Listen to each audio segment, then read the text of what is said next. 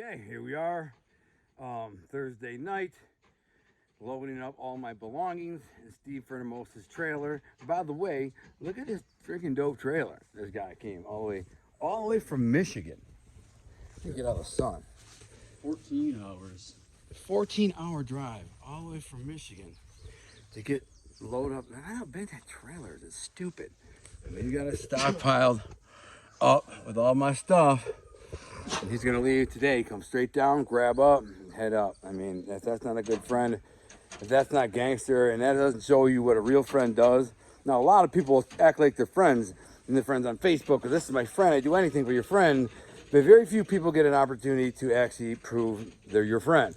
Well, Steve's done that multiple times now, so I have no doubt about him. He's proven his friendship, not by demand, but by the way, that's Steve's, hey, grab that burger off the ground. I'm not thinking of burger or anything. This is Steve's son. He's our meat. We're taking our meat with us. I'm taking the meat. This is his son. He's pretty much, he's a handsome little devil. He's all about the military. He's all about the army. It's 95 degrees. 95. I'm dying here. It's not that hot. I can put a gas mask on. It's not that bad. He's walking around here with a gas mask. He's worried about war. He's worried about it. He's literally, this poor kid's 14, 15 years old, and he's worried about a civil war because of the riots. Isn't that sad? And now he's training himself to kill. So imagine that. Let's say you're a 15-year-old kid and you're like scared there's going to be a riot, and you got to train yourself to be a killer. Oh, there's Steve. Say hello. Say hello to Steve. Who's that? Everybody. Who? My Patreon. Oh, okay. How you doing?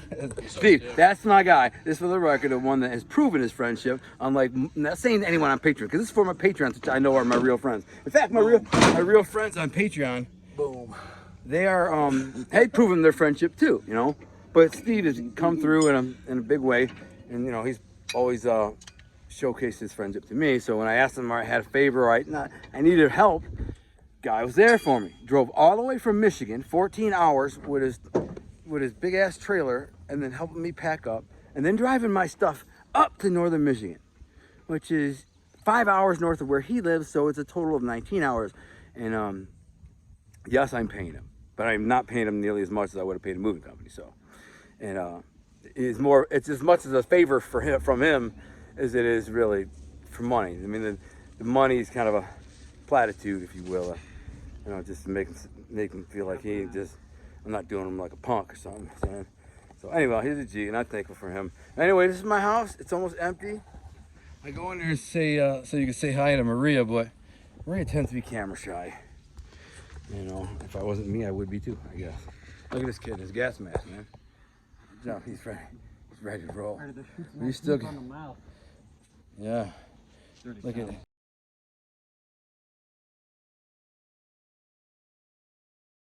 So, this is part 2 of my packing to leave, and Steve is gone. He's on the road. We packed up the trailer, loaded it up. Not much left. The house is empty. Got a few little things that are laying around. We got to clean up. Load up my Jeep. Load up Maria's car. I have to take something off the satellite dish. Otherwise, they're gonna charge $110 for a part that probably cost 90 cents. Scam. Go figure.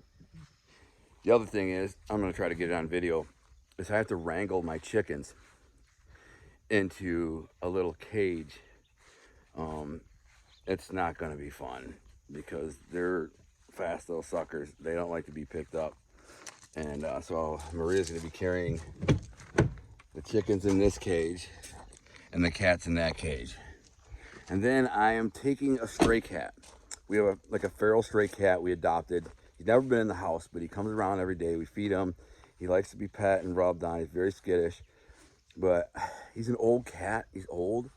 I would say, if I had to guess, I'd say he's 10, 12 years old. He's a little stiff, doesn't have good eyesight, doesn't have good hearing. He's just an old cat. Could he make it another winter through here? He's white too. He's part white and part black. I'll show you a video. How he survived in this environment, because there's so many coyotes here, so many foxes, and so many predatory birds, eagles and hawks and owls. He's just a miracle that he's survived. So I thought, you know what? I'm gonna take him to my new house, make him my pet, and give him a good life. You know, there's Jimmy, my chicken. He's cock-a-doodle-dooing. And then there's Nika, the princess. Queen Nikki, what are you doing? You smelling? What are you doing?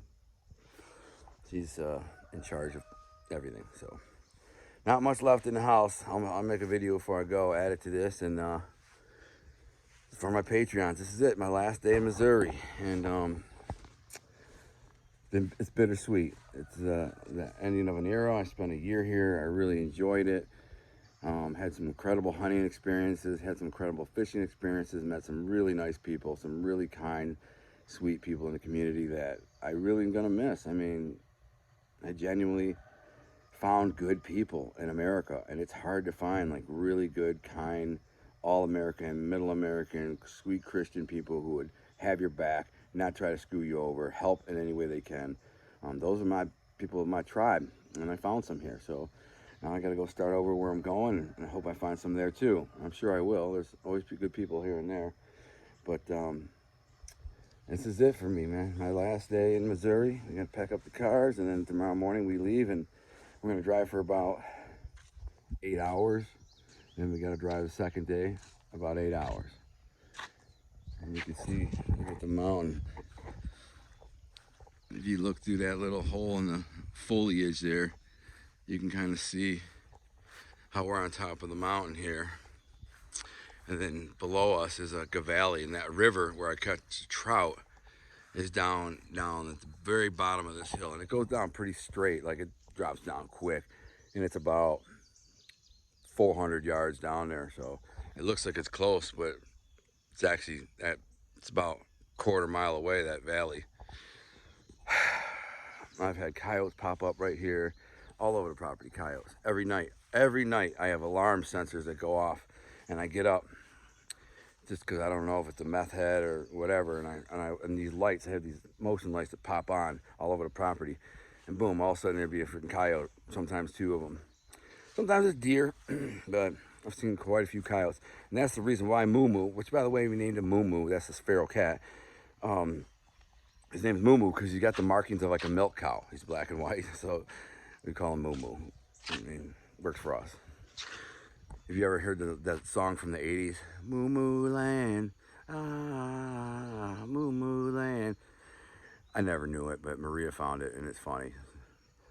Anyway, have a good look at my property. This will be the last you see of it. It'll be the last I see of it. Then we're on the road. We're going to find a new habitat. Another adventure. New house. New property. New fishing. New hunting. You know, I'll get it figured out. I got to get right into deer hunting. As soon as I get there, I got to start scouting and looking for areas to hunt. Looking for deer sign. Looking for bedding areas. Looking for feeding areas. Travel routes. Trails. I mean, it's just back to the grind. Because I'm going to try my best to get a buck this year, so a nice one. Here, I was going to get a big buck here, no doubt in my mind. I was going to get one within the first week here because I was all set up. I had 3 blinds, stands set up, all in the right places. It's a shame. I was going to drop a big one, but it is what it is. I'm not going to lament. So anyway, I got to get back to packing and getting things going, and then I'll post this. I just want to keep my Patreons updated what I'm doing, and I apologize for not putting more content on Patreon, but these last like week or two has just been hectic. The last several days have been nuts. So getting it done, and then I'll pop back up in Michigan in a couple days, and we'll start making some good content for you guys. We're gonna do some shows, and by the way, anyone who wants to be on a show about, I'm gonna do some controversial shows about race relations, about political environment, about our culture. If you're interested in being on one of those shows, drop a comment, and then I'll have you do a Zoom, and I'll add you to that video so I can have the perspective of several other people all at once. Or we could just do me and you one show, or we could do me and 5 people on one show. We can do that on Zoom.